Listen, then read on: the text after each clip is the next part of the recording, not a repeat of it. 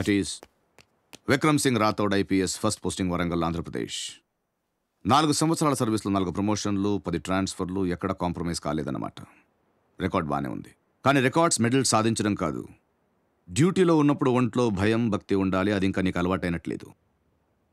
ఈ భయం అంటే ఏంటో, అది ఎప్పుడు ఎలా వస్తుందో తెలుసా? అర్ధరాత్రి నిద్రలో ఉండగా తలుపు చప్పుడవుతుంది. తలుపు తీసి బయటకు వస్తే కాపలా కాయాల్సిన సెంట్రీలు ఉండరు. కాపాడుకోవడానికి సర్వీస్ రివాల్వర్ కూడా కనిపించదు. చుట్టుముట్టే రౌడీ మూకల వెకిరికిక్కులు మాత్రం వినిపిస్తుంటాయి.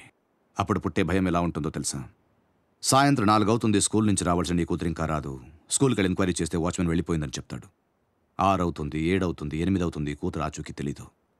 10ంటికి ఫోన్ రింగ్ అవుతుంది. ఆ ఫోన్ తీస్తే ఏం వినాల్సి వస్తుందో అనే భయం ఎలా ఉంటుందో తెలుసా? రాథోడ్, భయం చాలా విలువైనది. దాన్ని తక్కువగా, లోకుగా చూడకు.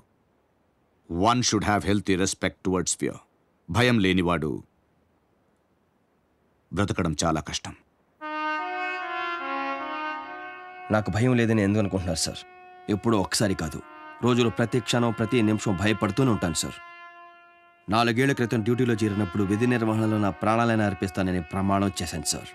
మీరు చెప్పిన తలుపు చప్పుళ్ళు, ఫోన్ రింగ్లు రావచ్చు, రాకపోవచ్చు, కానీ ఏదో ఒక రోజు మాత్రం నా చావు ఖచ్చితంగా వచ్చి తీరుతుంది సార్. ఆ రోజు, దాని కళ్ళల్లోకి చూసిన ఆ క్షణం, ఇచ్చిన మాట నిలబెట్టుకోకుండా ఎక్కడ తలదించుకోవాల్సి వస్తుందో అని అనుక్షణం భయపడుతూనే ఉంటాను సార్. తప్పు చేసిన వాడి భయం ఒంట్లో ప్రతి నరంలో ఉంటుంది.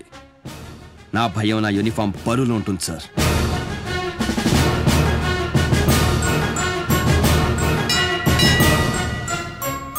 నా డ్యూటీ అయిపోయింది సార్. నా బిడ్డకి ఏ లోటు రానివ్వకుండా చూసుకుంటానని నా భార్యకు మాటిచ్చాను. Now if you please excuse me, I'll be on that duty.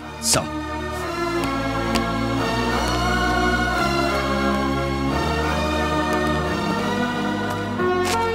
నాది ఒక్కటే కోరిక సార్. చావు నా ఎదురుగా ఉన్నప్పుడు నా కళ్ళలో బెరుకుండకూడదు. నా మూతి మీద చిరునవ్వు ఉండాలి, నా చేయి నా మీసం మీద ఉండాలి సార్.